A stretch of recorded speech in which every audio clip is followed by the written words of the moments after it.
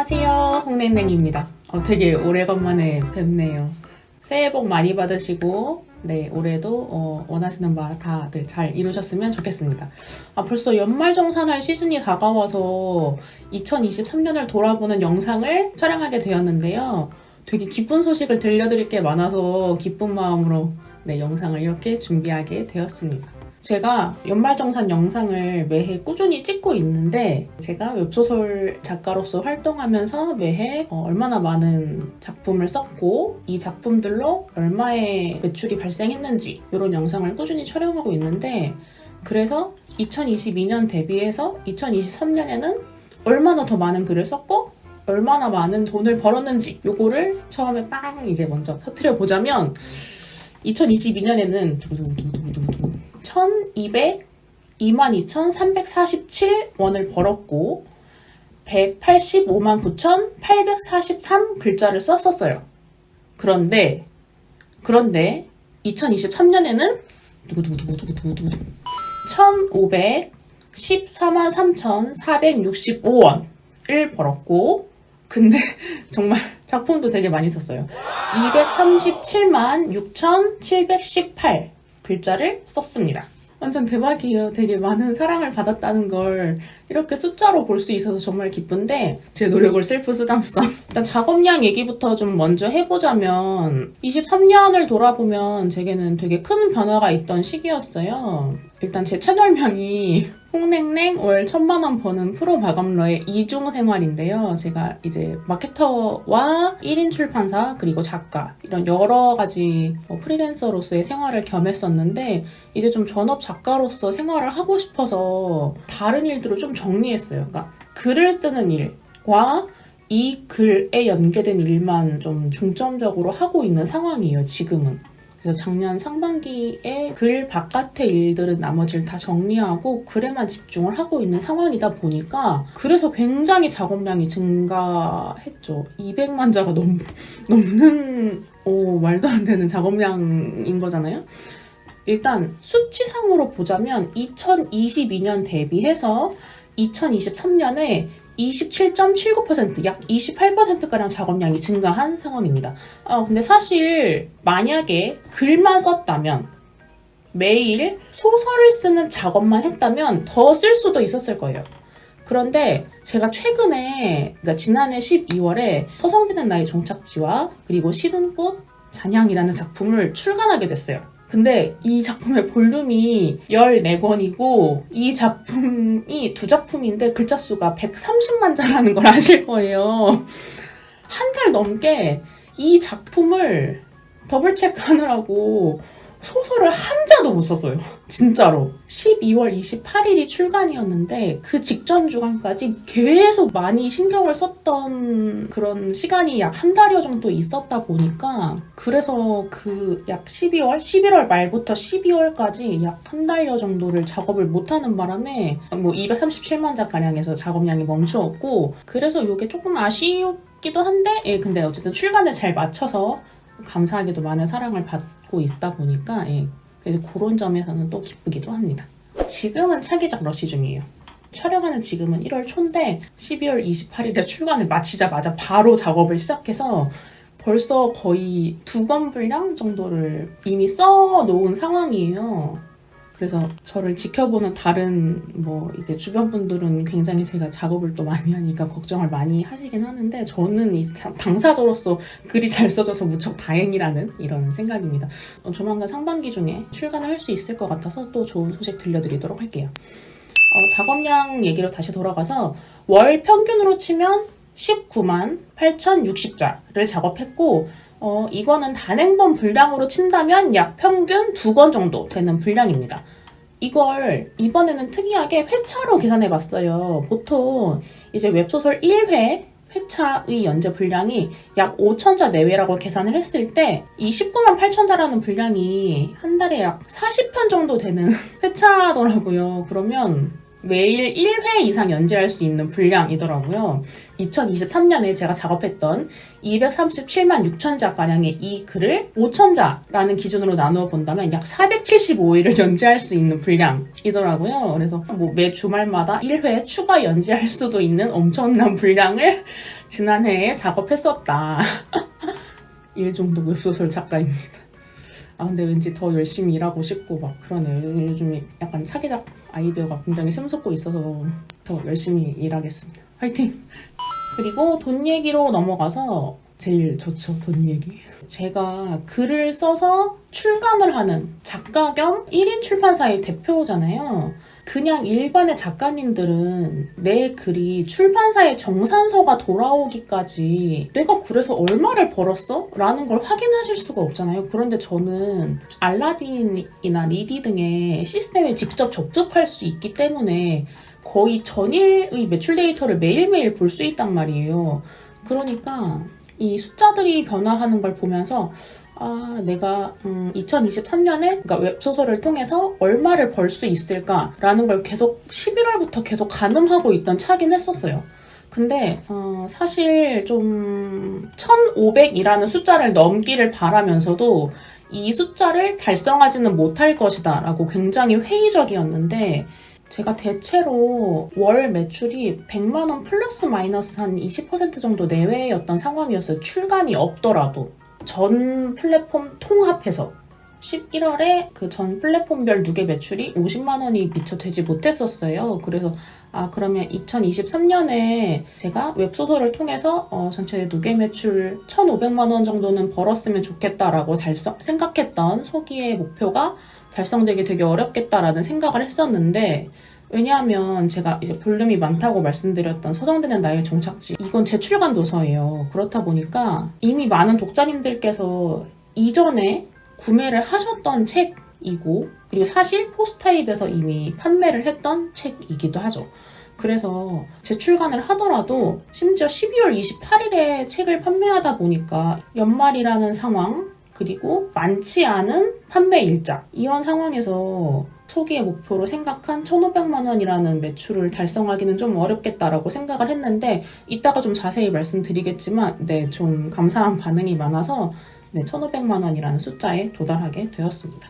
지난해의 매출은 월 평균으로 치면 126만 1,955원인데요. 많지는 않은 돈이죠, 사실. 근데 출간을 하지 않더라도 매달 좀 어느 정도의 수입이 있다는 게 조금 약간 보람이 있어요. 어느 정도는 항상 저를 찾아주시는 독자님들이 계신다는 게 그런 게 굉장히 제게 되게 보람 있는 일이고 또 숫자로 살펴보자면 전년 대비 2022년 대비해서는 25.96% 약 26%가량 더 번 상황입니다. 여러분 사랑합니다. 연말정산이 그리고 매해 똑같으면 재미가 없을 것 같아서 새로운 걸 좀 추가해봤는데요.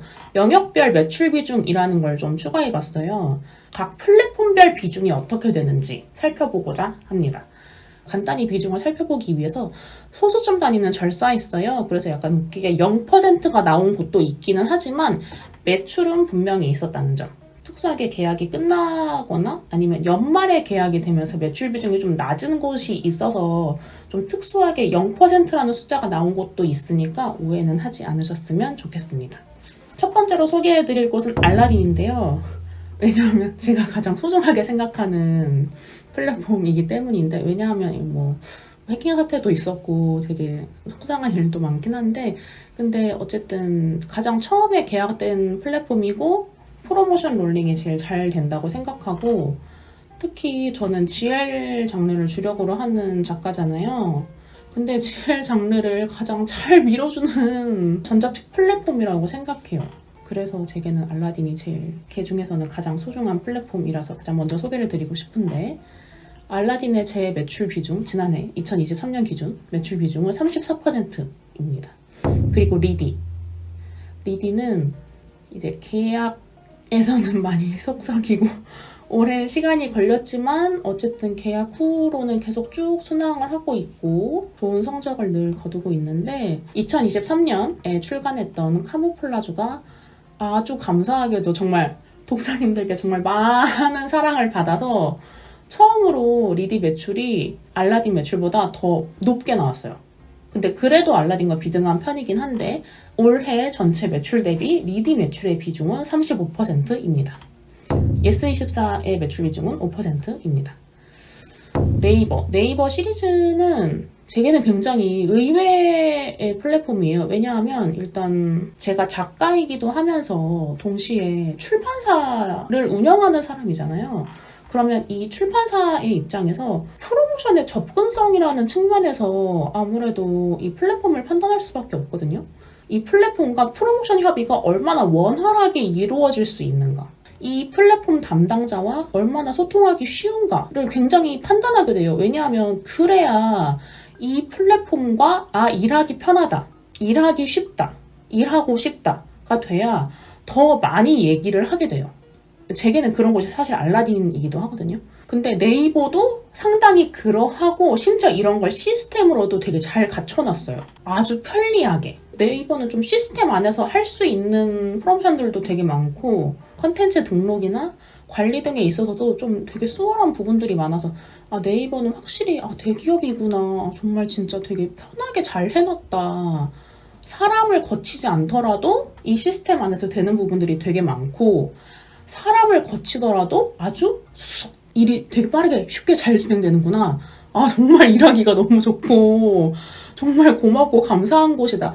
사실 네이버는 그러니까 네이버 내에서 GL이라는 장르가 엄청 메이저 장르는 아닌데 근데도 제게는 매출 비중이 되게 엄청 낮은 플랫폼은 아니에요. 예스24보다 높거든요. 그래서 아주 소중하고 이따금 프로모션도 넣곤 하니까 뭐 네이버 시리즈를 사용하신다면 뭐 선물함이라든지 이런 거 저런 거 많이 살펴주시면 감사드리겠습니다. 그래서 지난해 전체 매출 대비해서 네이버 시리즈의 매출 비중은 7%입니다. 카카오 페이지는 0%로 잡히는 다른 영역들에 비해서는 매출 비중이 수치로는 잡히지만 제게는 좀 미미한 편이죠. 저는 특히 주력이 아무래도 전 연령 컨텐츠는 아니다 보니까 태그 보시면 아시겠지만 수위가 좀 높잖아요. 오메가버스 소재도 제가 좀 즐겨하는 소재다 보니까 그래서 카카오 페이지랑은 조금 안 맞는 편이긴 한데 그래도 어쨌든 카카오 페이지의 매출 비중은 1%로 잡히고 있습니다. 봄툰 제가 최근에 계약을 맺었어요. 그래서 내 꼬막 여친의 이상형은 누구 작품이 올라가 있는데 계약을 최근에 맺고 컨텐츠 오픈도 한지 얼마 되지 않았어요. 그래서 아직 많은 걸 하지 못했다 보니까 매출이 발생하기는 했지만 비중상으로는 아직 0%인 상황입니다. 조금 아쉽긴 한데 뭐 좀 많은 걸 해보도록 좀 노력해보도록 할게요. 포스타일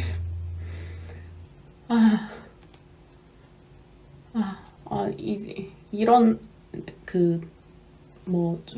많은 창작자분들께 좋은 플랫폼이긴 한데 제게는 참 말 많고 탈 많은 포스타입이에요. 이런 자리에서 할 말씀은 또 아닌 것 같긴 한데 앞으로는 포스타입에 어떤 콘텐츠도 연재할 계획이 없어요.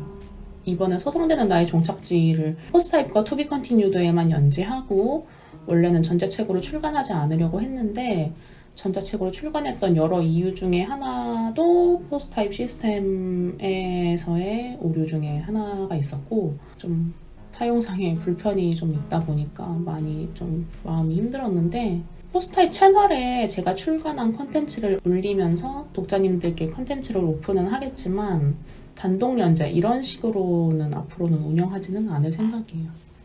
포스타입의 매출 비중은 13%입니다.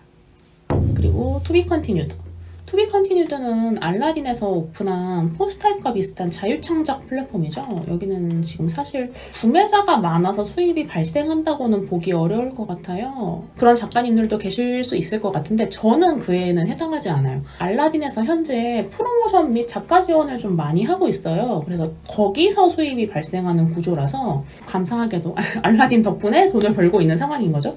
네, 그래서 투비 컨티뉴드의 매출 비중은 카카페보다는 높은, 대단하죠?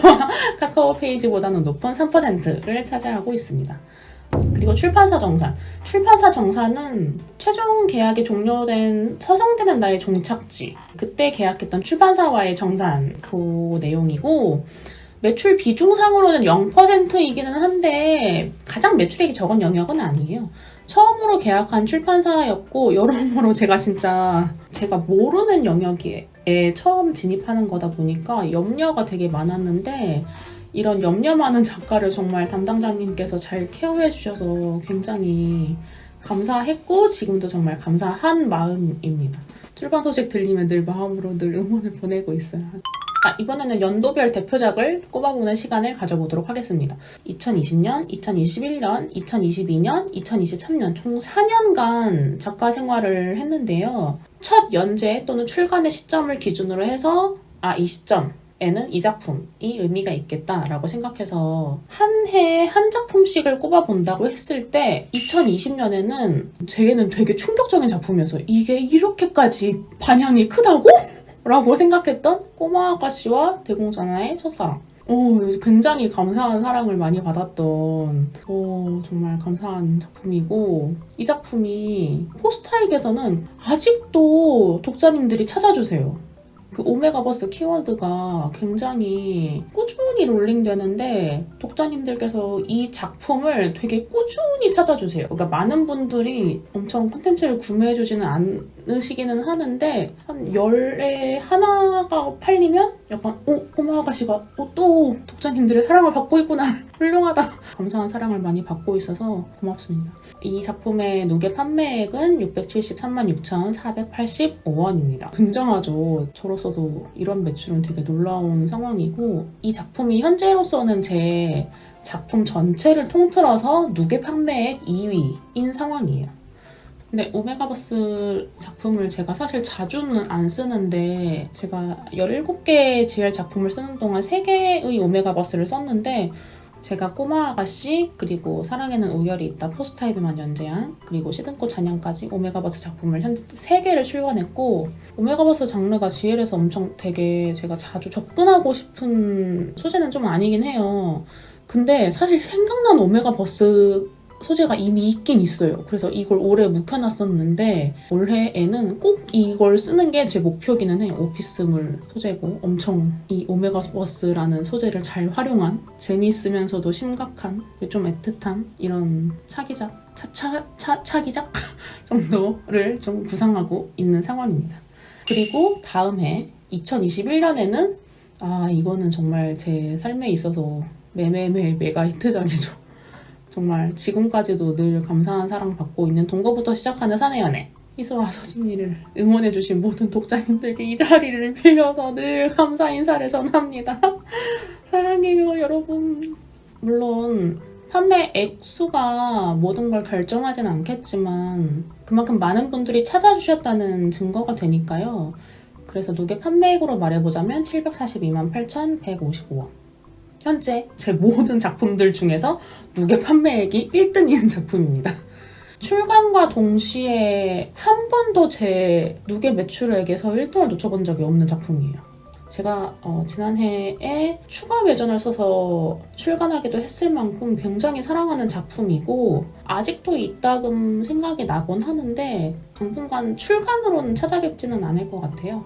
약간 동거부터 시작하는 사내연애와 삼각관계에 관한 고찰 그리고 카모플라주 이렇게 세 작품을 연계한 외전을 생각하고는 있긴 한데 요거에 관한 소식은 또 좀 나중에 열심히 또 작품 준비를 하도록 하겠습니다. 그리고 2022년 제가 2022년에는 엄청 내놓으라 할 눈에 띄는 메가히트작은 없어요. 그런데 제가 손에 꼽고 싶은 작품이 있다면 사장님의 비서로 잠복근무입니다. 알라딘에서 연말에 하는 올해 GL 소설 투표 같은 데에서는 삼각관계의 고찰이 올라왔었어요. 그리고 누계 판매액으로 보더라도 2022년에 출간된 작품들 중에서 삼각관계의 고찰이 매출이 더 많습니다. 254만 1,465원인데요. 근데 사장님의 비서로 잠복근무는 248만 3,610원이거든요. 근데 사장님의 비서로 잠복근무와 관계고찰의 큰 차이 중에 하나는 첫 번째로는 사장님의 비서로 잠복근무는 출간 시기가 더 늦어요. 삼각관계의 고찰은 2022년 1월에 출간됐고 사장님의 비서로 잠복근무는 2022년 9월에 출간됐습니다. 8개월이 늦죠. 사실 차이가 별로 크지 않아요. 그리고 두 번째로는 사장님의 비서로 잠복근무는 무료 연재 및 포스타입 등에서 유료 연재로도 되게 오래 만나보실 수 있었던 작품이에요. 그만큼 독자님들이 이미 많이 소비했던 콘텐츠인데도 이만큼 사랑을 많이 받았다는 뜻에서 제게는 되게 뜻깊은 콘텐츠입니다. 게다가 이 작품의 마음 아픈 부분 중 하나가 주인공이 이어지지 않게 되거든요. 근데 이제 제가 이게 너무 마음이 아파서 이 다음의 작품인 내고만 여친의 이상형은 누구? 작품을 쓰면서 알라딘이나 리디 등의 작품 소개에 이 두 작품을 미러 사이드 스토리 이렇게 올려서 다시 이제 재판매를 하게 된 이런 이 일련의 과정들이 굉장히 되게 마음에 애틋하게 남아서 2022년 제 대표 작품으로 선정하게 되었습니다. 이렇게 세 작품을 놓고 보면 사장님의 빗으로 잠복근무가 앞선 두 작품에 비하면 좀 매출이 별로 크지 않잖아요. 뭐 절반도 안 되죠. 근데 생각해보면 꼬마 아가씨는 DL 장르 내에서 대중적으로 인기 있는 소재는 아니지만 이 키워드를 굉장히 특별하게 좋아하는 독자님들이 있는 소재예요. 그리고 동시연애는 와이드하게 인기인 오피스물이고 사장님의 비서로 잠복 근무는 좀 특별하게 새드 엔딩 태그가 있죠. 그래서 좀 쉽게 접근하기 어렵고 조폭물에다가 약간 분위기가 다크하고 좀 약간 주인공이 좀 접근성이 좀 떨어지는 도서다 보니까 앞선 두 작품과는 완전 분위기가 사뭇 달라서 차이가 있을 수도 있겠다 싶은데 그래서 이런 흐름이 이렇게 좀 매출액에 좀 차이가 있는 부분이 저로서는 뭐 당연히 그럴 수도 있지 싶은데 그런데 2023년에 생각하지도 못한 복병이 나타나서 저의 매출판을 완전 뒤흔들어 놓게 됩니다. 바로 카모플라즈입니다. 지은이와 수연이를 많이 사랑해주셔서 정말 감사해요. 진짜 말도 안 되는 매출이 진짜 발생했는데 2023년에 출간했는데 누게 매출이 전체 작품 중에서 3등이고 400만 원이 넘었어요. 472만 1,366원입니다. 2023년에 출간했는데 어떻게 이게 됐는지 모르겠어요. 정말 제가 쓴 작품 중에서 진짜 완전 메가 히트 작품인 거예요. 근데 제가 올해 상반기에 중간 정산 영상을 촬영할 수 있으면 또 달라질 것 같긴 해요. 5등이었던 작품이 4등으로 올라서요. 3등이 바뀔 수도 있을 것 같아요. 근데 일단 어쨌든 2023년 12월의 누계 매출로는 카모플라주가 3등인 상황이고 진짜 2023년 내내 진짜 말도 안 되는 사랑을 엄청 많이 받았어요. 리디에서 선독전 진행하면서 제가 연동률 99%라는 말도 안 되는 영상도 찍었는데 이게 진짜 왜 되지? 왜 되지? 올 한 해 정말 뜻깊은 시간을 보냈습니다. 지은이와 수연이와 함께 정말 감사합니다. 궁금하시죠? 조금만 이따가 말씀드릴게요.